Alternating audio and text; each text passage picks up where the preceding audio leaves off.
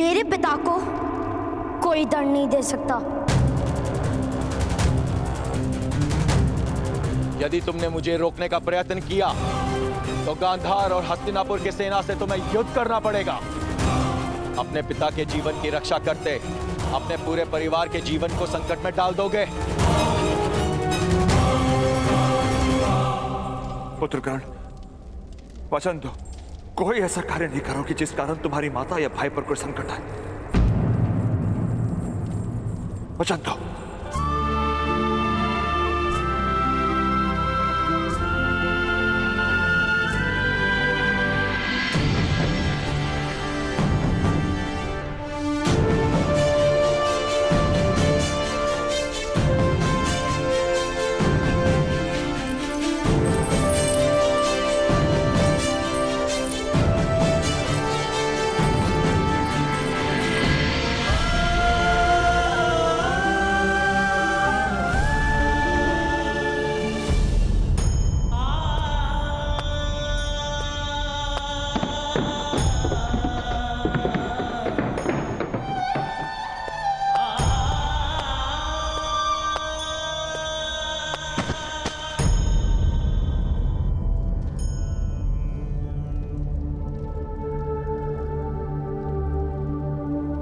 पुत्र ताक्षरी, ये क्या छल हुआ है मुझसे? संतान के नाम पर मांस का लोथड़ा दिया है उस गांधारी ने। अब तक मुझे भगवान पर क्रोध था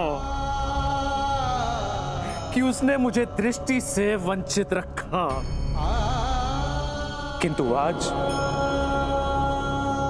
सुख है कि मेरे नेत्र नहीं हैं, कि मैं उस मांस के लोथड़े को देख नहीं पाया।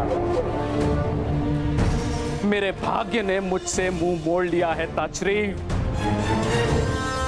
आज तक मेरी दृष्टि ने मुझे कभी पराजित नहीं किया, किंतु आज मैं अपने भाग्य से पराजित हो गया हूं ताक्षरी। आपने सदैव मुझे शिक्षा दी है ताक्षरी कि जब तक हृदय का बल है तब तक कोई भी संघर्ष बड़ा नहीं है, किंतु आज मेरे हृदय का बल ही टूट चुका है, टूट चुका है। नहीं, नहीं पुत्र, जीवन की घटनाओं से हृदय का बल नहीं टूटता, मन का छल टूटता है। बुद्धि मार्ग को आधार बनाती है, किंतु हृदय अपने चरणों के साहस पर विश्वास रखता है। वो जानता है कि मार्ग निश्चित नहीं, दिशा निश्चित है। अगर एक मार्ग अविरुद्ध हो तो दूसरे मार्ग का निर्माण करता है। नहीं ताक्षरी, अब मेरे चरणों में वो शक्ति नहीं। मेरे स्वप्नों को पूरा करने का मेरे पास कोई और मार्ग नहीं है ताक्षरी।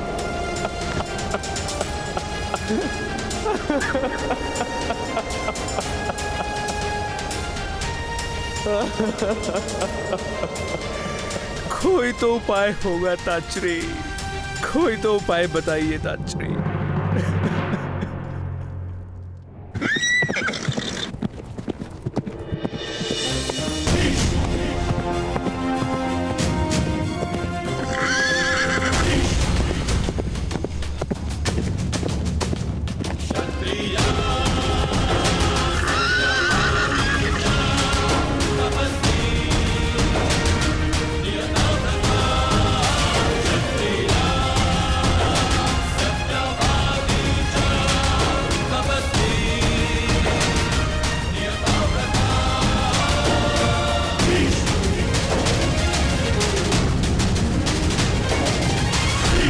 माते,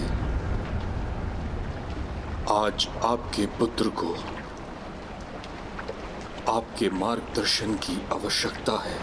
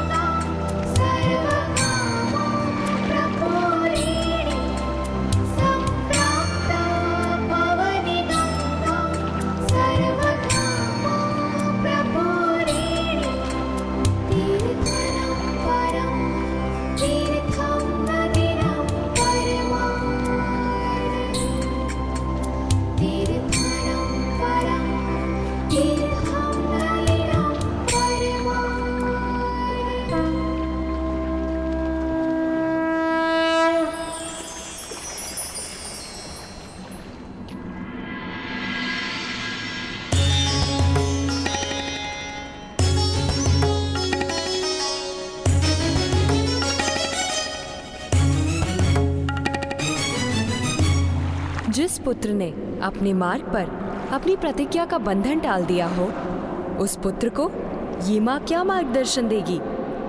उसी प्रतिज्ञा पर किसी भी स्थिति में अटल रहने का मार्गदर्शन। क्या ऐसी कोई स्थिति हस्तिनापुर में उत्पन्न हुई है पुत्र?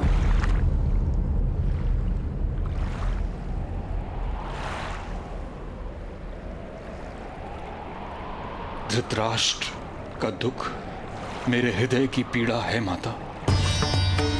उसने गांधारी के 100 पुत्रों के वरदान को अपना स्वप्न बना लिया है। एक मांस के लोथड़े से उसका स्वप्न पूर्ण किस प्रकार होगा? किंतु पुत्र, क्या गांधारी के गर्भ से 100 संतानों की अपेक्षा करना एक भूल नहीं थी? किस प्रकार एक स्त्री एक जीवन काल में 100 संतानों को जन्म दे सकती है? महादेव का वरदान किस प्रकार विफल हो सकता है?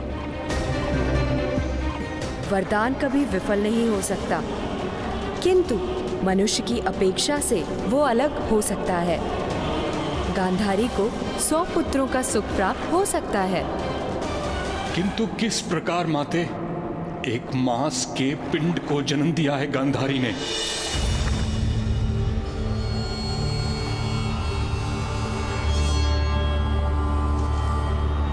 नहीं पुत्र, उसने 100 संतानों के गर्भ बीज को जन्म दिया है।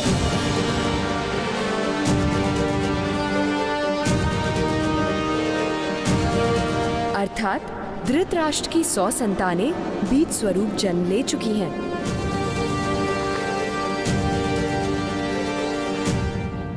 अब उन्हें मानव का रूप देना होगा और ये कार्य इस पृथ्वी पर केवल महामुनि व्यास ही कर सकते हैं। यदि कल सूर्योदय तक महामुनि हस्तिनापुर जाकर उस पिंड को अपना आशीर्वाद दें, तो धृतराष्ट्र की 100 संतानें जन्म लेंगी।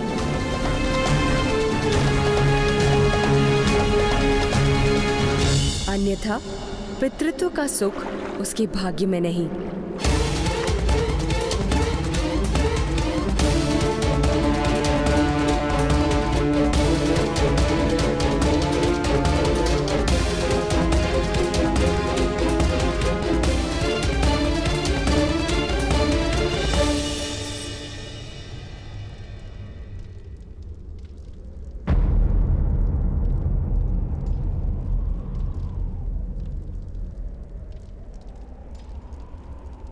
धैर्य रखो पुत्र। महामुनि व्यास गांधारी के 100 पुत्रों को जीवन अवश्य देंगे। मैं स्वयं जाकर उन्हें तपस्या भंग करने का अनुरोध करूंगा और प्रातःकाल से पूर्व उन्हें हस्तिनापुर लाने का संपूर्ण प्रयत्न करूंगा। प्रयत्न करने वाला सफल नहीं होता महामहिम, हठ करने वाला ही सफल होता है। जल की प्राप्ति के लिए प्रयत्न करने वाला नदी और झरने ढूंढता है, और जल के लिए जो हठ करता है वो कुआं खोदता है महामहिम, कुआं।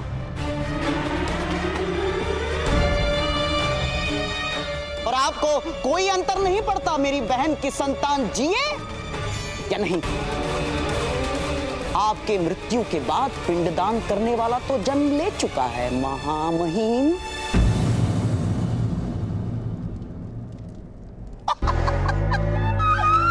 महाराज पांडु के घर में हैं? धृतराष्ट्र के प्रति मेरे प्रेम पर संदेह है आपको गंधार राज?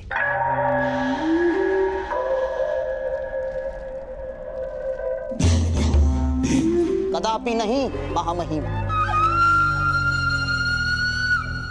जिसने ब्रह्मचर्य की प्रतिज्ञा ली हो, उसके हृदय की भावनाओं पर संदेह कैसे कर सकता हूं?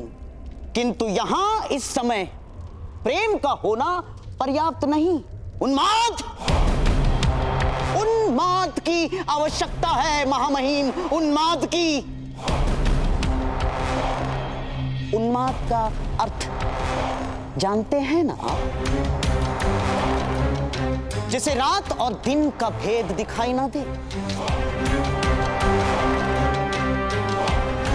जिसे सत्य असत्य, सार असार उचित अनुचित का विस्मरण हो जाए।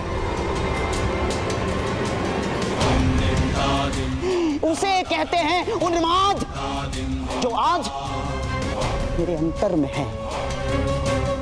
इसीलिए शकुनी स्वयं महामुनि की खोज करने जाएगा। महामहिम,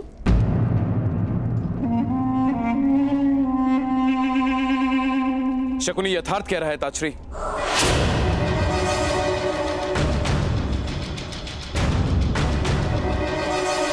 आप सदा ही धर्म के मार्ग पर चले, किंतु इस समय धर्म का नहीं, परिणाम का महत्व है।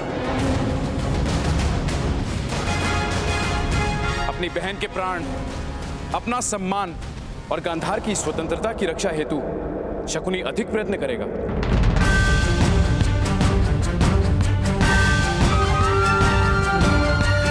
मेरा आदेश है, शकुनी जाएगा महामुनि को ढूंढने हेतु।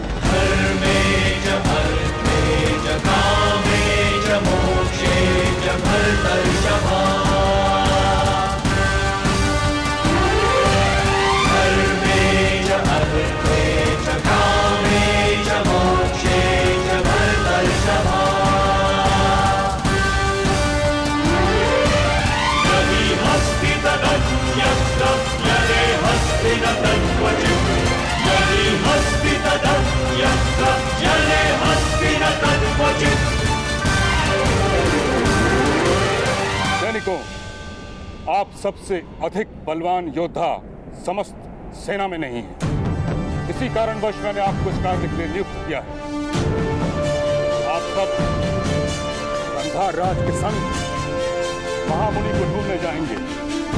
स्मरण रहे, महामुनि तक जाने वाला मार्ग अत्यंत निकट है। गांधार राज शकुनी के सामर्थ्य पर मुझे विश्वास नहीं, इसलिए उनकी रक्षा का भार आप पर है। यदि वो अपने कार्य में सफल होते हैं तो संपूर्ण हस्तिनापुर पर आने वाला संकट टल जाए। प्रातः काल से पूर्व महामुनि को हस्तिनापुर ले आते हैं तो आप में से प्रत्येक को धन, धान्य या भूमि देकर संतुष्ट किया जाए। जो मांगोगे दिया जाएगा। क्या जीवन दान मांगने पर वो भी दिया जाएगा महोदय?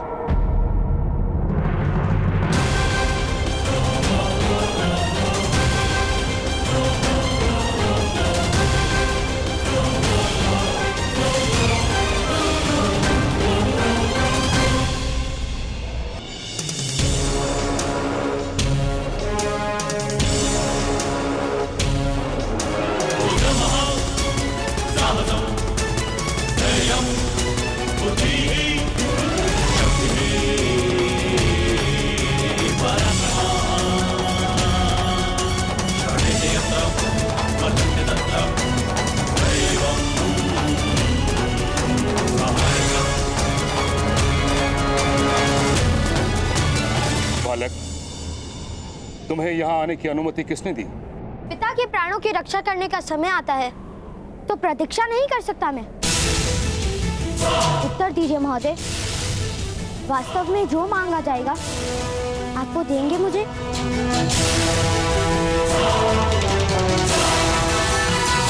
किंतु केवल सैनिकों को। अगर मैं इनसे पहले लेकर आऊंगा तो?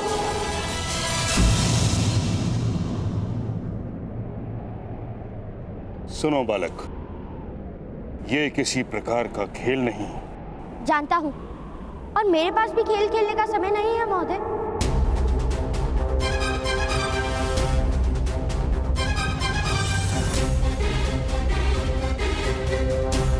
मैं अवश्य अपने पिताश्री की रक्षा करूंगा।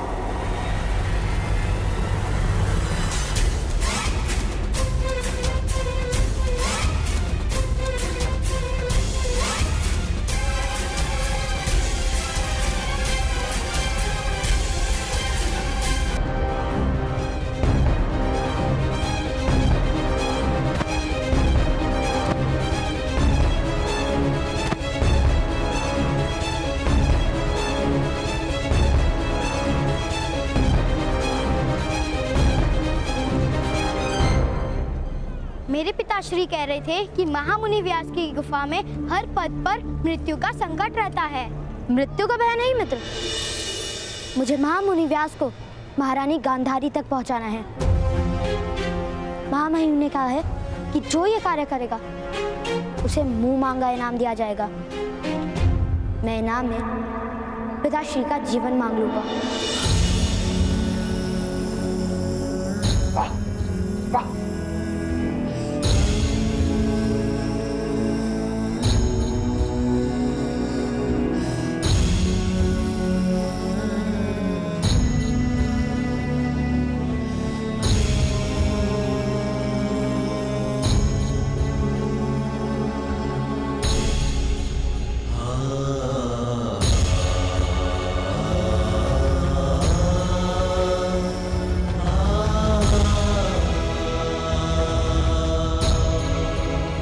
माता, मुझे आशीर्वाद दीजिए।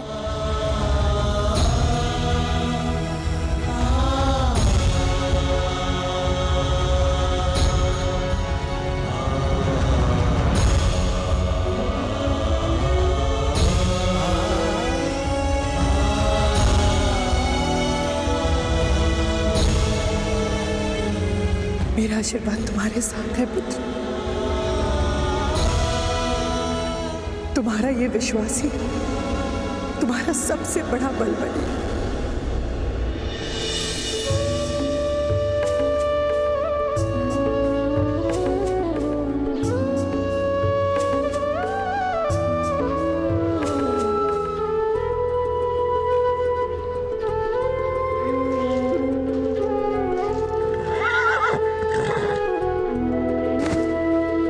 किंतु भ्रातागण, बद्रीराम में आप महामुनि व्यास को किस प्रकार ढूंढेंगे?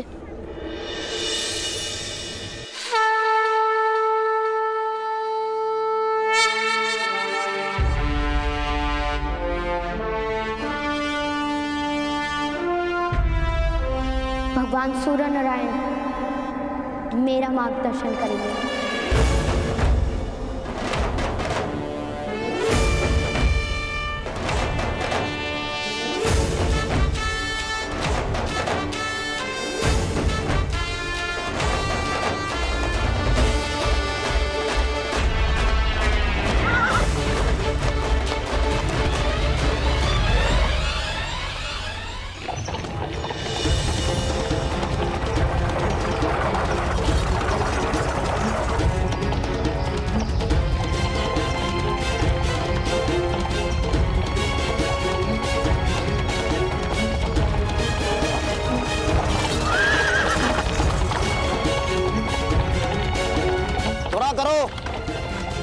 बद्रीधाम का मार्ग लंबा है। सावधानी से चलिए गंधराज। महामुनि व्यास ने इस मार्ग को बहुत कठिन बनाया है। कठिन? मुझे तो नहीं दिखाई पड़ती कठिनाई। इतना सरल मार्ग तो राजनगरी में नहीं होता। केवल बातें फैलाई है, बातें महामहिम भीष्म ने।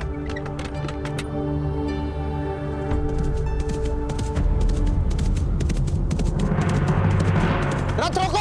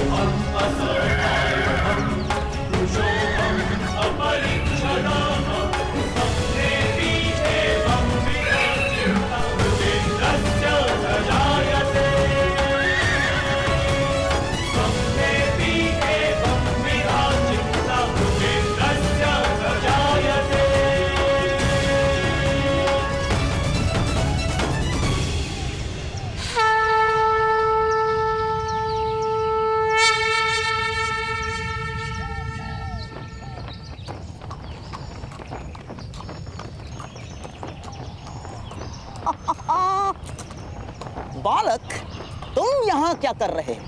वही जो आप कर रहे हैं। मैं महामुनि को हस्तिनापुर ले जाऊंगा।